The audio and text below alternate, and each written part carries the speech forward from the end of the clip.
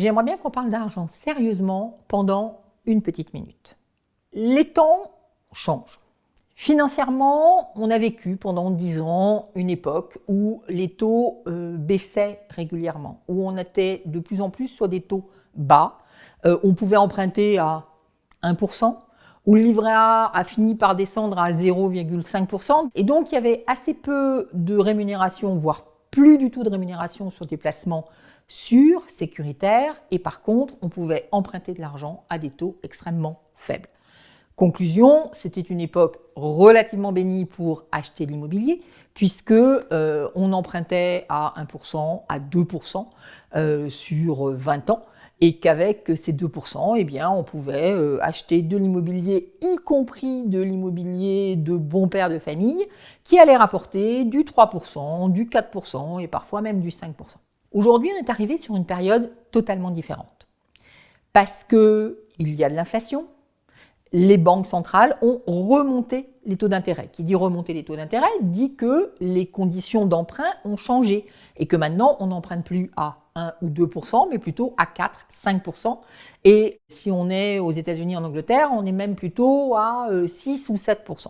Donc on emprunte à un taux qui est relativement élevé. Parallèlement, le livret A qui était à 0,5 maintenant est passé à 3%.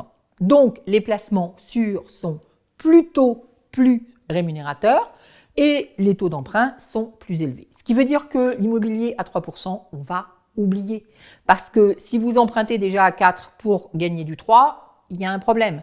Et que de toute façon, si on doit investir à 3%, mieux vaut investir dans un livret A qui est absolument sécurisé, où l'argent ne va pas disparaître, plutôt que de s'embêter avec de l'immobilier où on va avoir éventuellement des fuites d'eau, on va avoir une augmentation de la taxe foncière, on pourrait avoir un changement de loi qui fait que, alors qu'on pensait pouvoir louer en location courte durée, tout d'un coup on ne peut plus.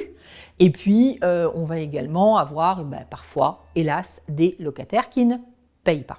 Donc aujourd'hui, comment est-ce que je vais placer mon argent ? Je vais continuer à faire de l'immobilier, mais à partir du moment où les taux d'intérêt sont à 4%, et où je vais devoir m'embêter peut-être avec des locataires, peut-être avec de la location courte durée, etc., je vais forcément aller sur de l'immobilier à haut rendement, plus que le taux d'intérêt et plus que le placement sécuritaire qu'est le livret A.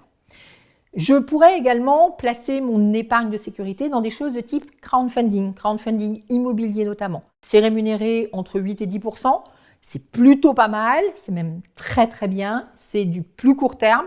Mais pour une épargne de sécurité, c'est vraiment extrêmement confortable. Et puis, j'irai aujourd'hui quand même voir du côté de la bourse. Pourquoi ? Parce que la bourse, pour l'instant, se porte encore bien. Elle aurait plutôt tendance à augmenter encore en ce moment, mais risque de crise, risque qu'elle se casse la figure. Donc, je vais être assez prudente sur la bourse. Je vais observer ce qui se passe.